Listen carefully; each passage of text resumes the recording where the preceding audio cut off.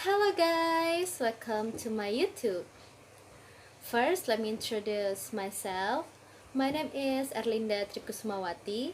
I'm from class 2D, taking English Education Department at Uhamka University. By the way, how are you all guys? Well, I hope you're all in the good condition in this COVID-19 pandemic and always protected by Allah Subhanahu wa Ta'ala. Don't forget to wash your hand, wear a mask when you're going out, and keep a distance at least 1 meter away from other person. By doing this, you prevent the virus transmission. Okay, so now in this video, I'm going to tell you about a short story that was made by myself. This story is a fiction, and the title of this story is Catch the Murderer. So let's check it out now, and I hope you enjoy it.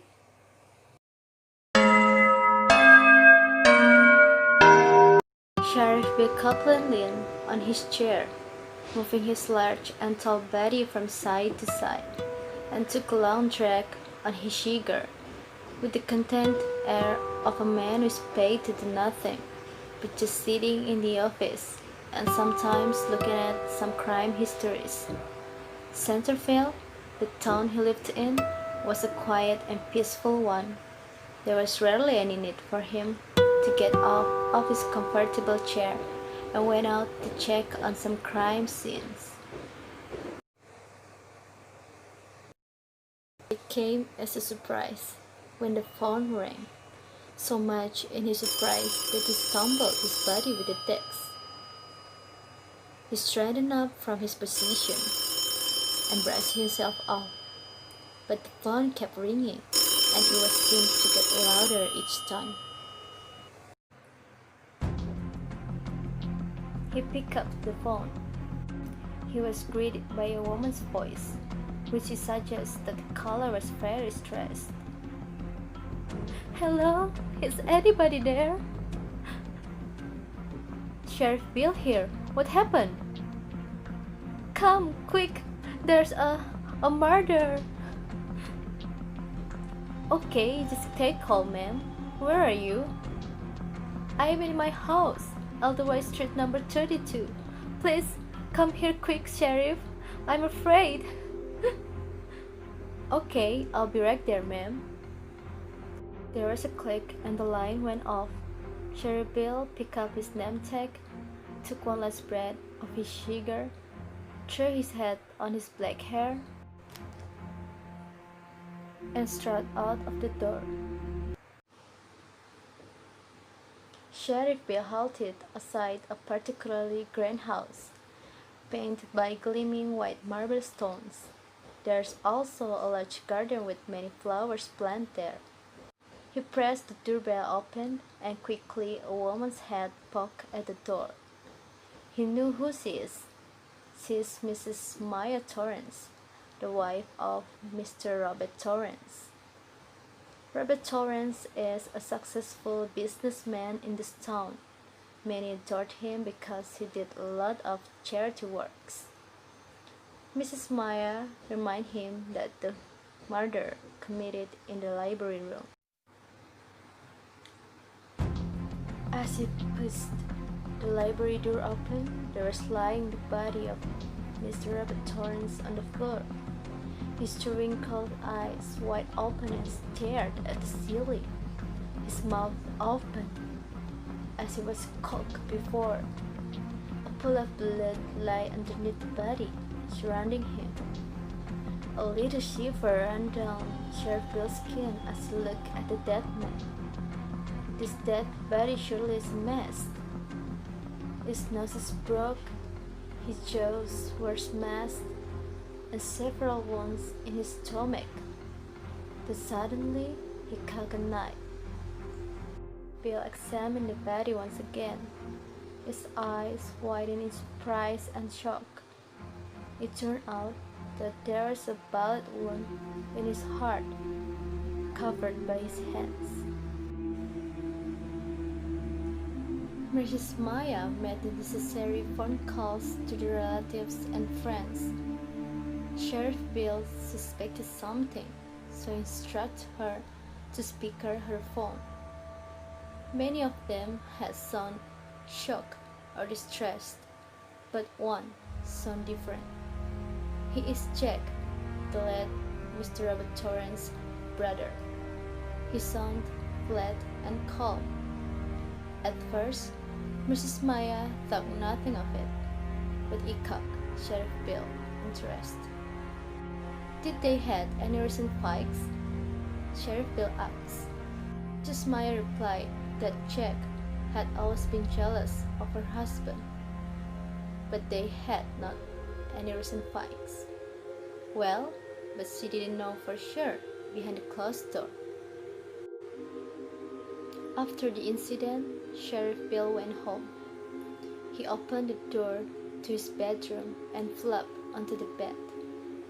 He stared at the ceiling and thinking about something.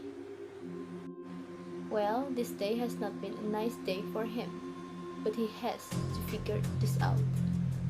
So he took out the evidences and studied well. The conclusion is he will visit Jack Torrance's house tomorrow.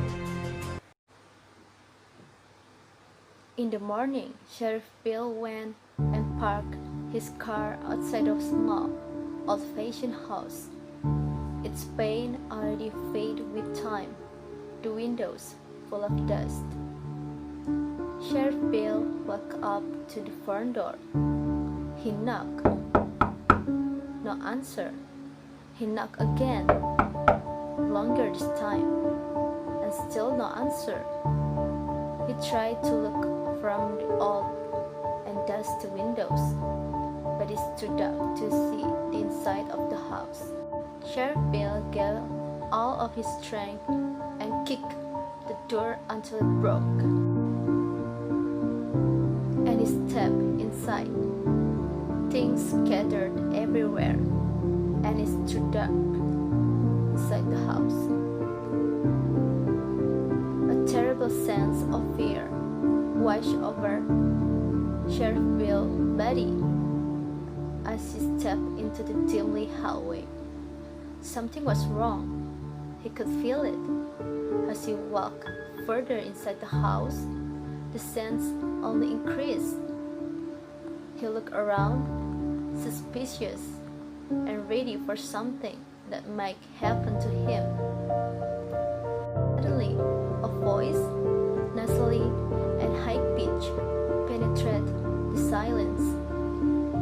Sheriff Bill looked around and saw someone's silhouette in front of the bedroom door, maybe 10 meters away from him. That silhouette laughed. Well, I already know someone must coming to see me. Oh, and who's speaking? Who else? You come to see me, don't you? Jack Torrance? Yes, Sheriff. What is that thing that you're holding? Oh, this. I'm going to use it to kill you, I think. Is that a gun? Wait. Just stay calm. Jack Torrance, just drop the gun. I won't do anything to you, I promise. Why would I believe you?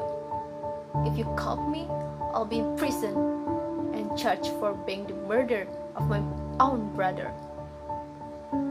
So it's really you who killed your own brother. Why? Why? You still ask me why? Because I hate him. I always did. He had everything. Brains, looks, money, and even a kind heart. And what did I have? Nothing. Other than this unmanageable hair, this unattractive looks, wrinkled old house and no money. Enough with this nonsense talk, or we'll kill you now. Sheriff Bill back to his sense. He had to stop this. Bang! The bullet hit the wall behind Sheriff Bill. Luckily, he managed to dodge it. Now it's a chance for him. Quickly, he took a gun from his pocket and bang! He shot Jack Torrance on his right leg. Then he ran to him. Even though Jack was in pain and fell, but he was fast enough and directed the gun to Sheriff Bill again. Bang! This time, it hit Sheriff Bill's left arm. Luckily, it's just his arm, so he could still run to Jack, thanks to his long legs and strong body.